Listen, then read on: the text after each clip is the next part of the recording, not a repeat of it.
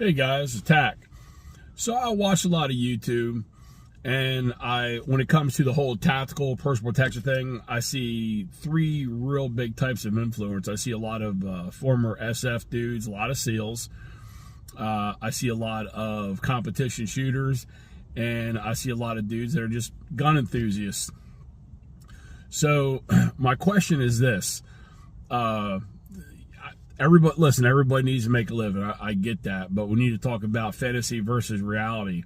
So for the first guy, the SF dude teaching everybody to draw and, just put a lot of rounds down range real quick. Okay, cool. Truthfully, when that dude was back on the teams, he wasn't going to be doing it with a pistol. He was likely going to be doing it with a long gun. And again, he had a team with him. He was usually going to a mission or he was on patrol. He knew he was going to do relatively, for the most part, movement to contact. And then we have the competition shooter. He wants to get that gun out of the holster super fast, get rounds down range and get on target rather. And then we got the gun enthusiast. He just is whatever he thinks is based on, whatever he thinks, usually getting information from the previous two types of guys. The thing is like this.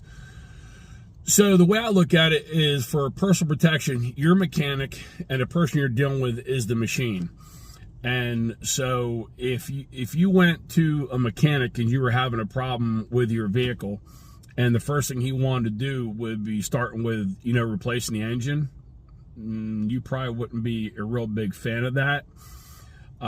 So that said, we practice a lot of, basically the ultimate option. The worst thing you ever have to do is pull the trigger. Worst thing you ever have to do is replace the engine in your car.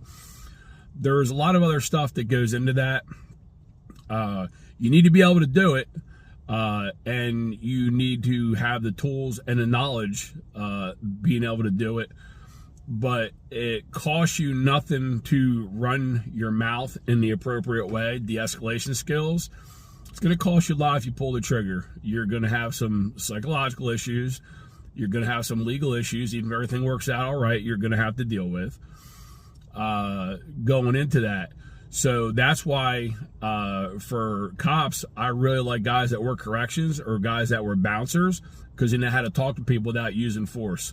The more you can avoid using any physical force, the better your day is going to be. I would much rather go home and sit with the dogs on the couch and hang out with my wife than sit in a lawyer's office or even worse, sit in jail.